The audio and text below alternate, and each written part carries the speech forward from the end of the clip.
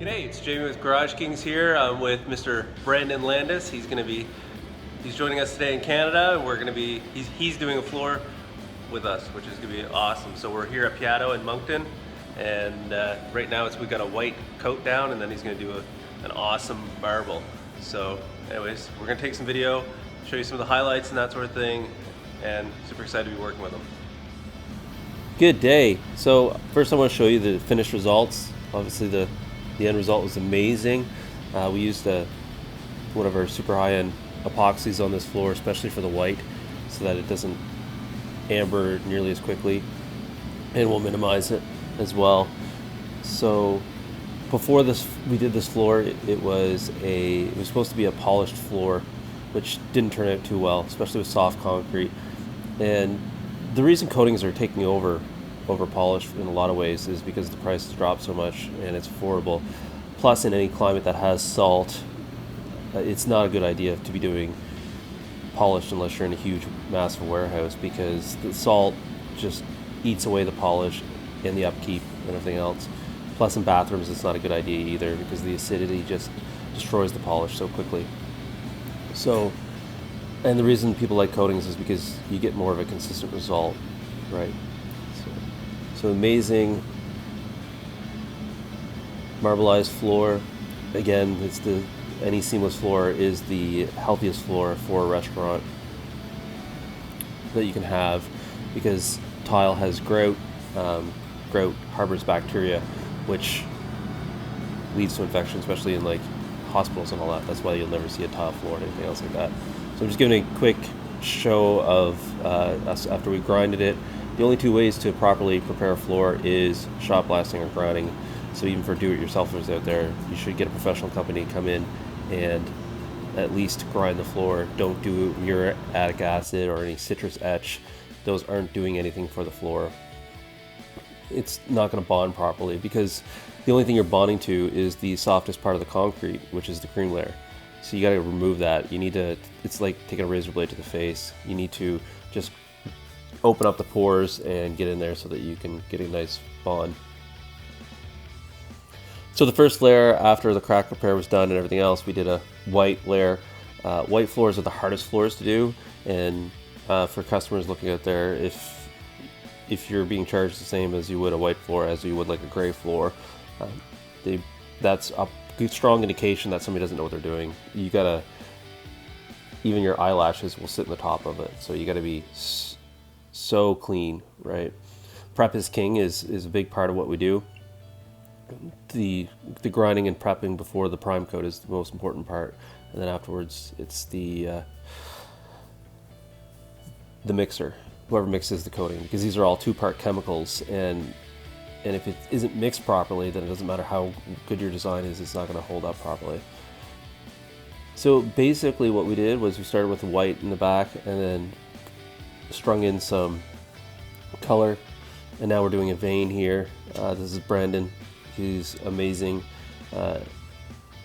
Everything else. So we just basically 8 hours of slowly going down the line of the floor. We used 8 colors or 6 colors in the floor, 4 or 5 maybe, I can't remember. There's quite a few colors over the entire floor. So just stringing out lines of metallic epoxy and then just blending them in together. Now it's tricky because you don't want your new batches and your old batches to overlap too much. They'll cause the products to kick.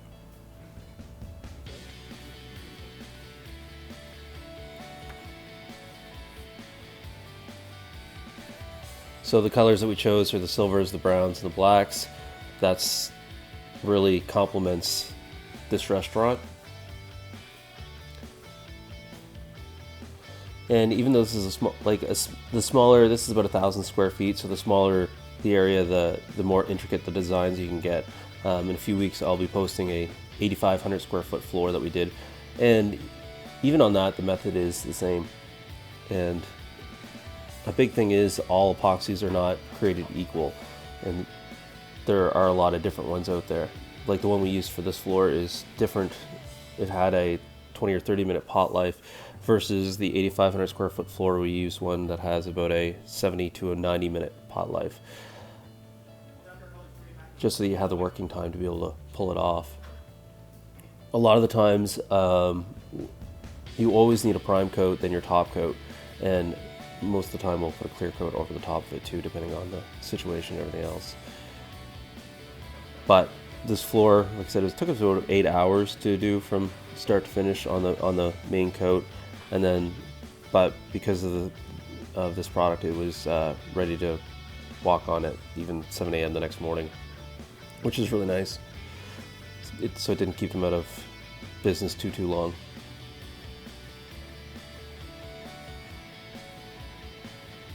So yeah, it's just slowly stringing in color and then just helping lay it out and then moving on to the next section and keep going and keep going and keep going.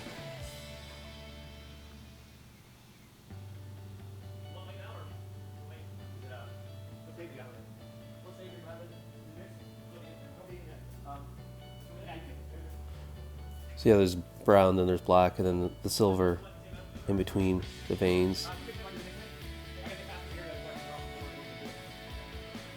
Spraying it out with the pool trowel right there until we get to a big wide white section. As you can see, he has no socks on right now because he accidentally stepped in the epoxy, which you don't want to leave them on too long because they will stick to your feet pretty quickly.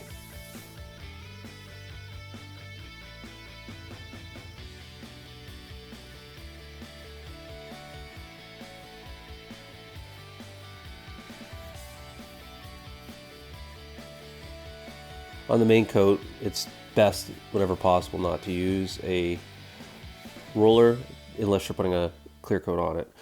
If you're not, then you should stay away from it and stick with match trowels, pool trowels, or other forms of applicators that don't have lint in them. Because the lint, you can definitely see that in the top coat. And you can tell how clean the room is already, because air is the enemy to coatings, right? Anything will stick into it while it's open and before it's hard. There kind of gives you a close-up view of where we're at with the floor.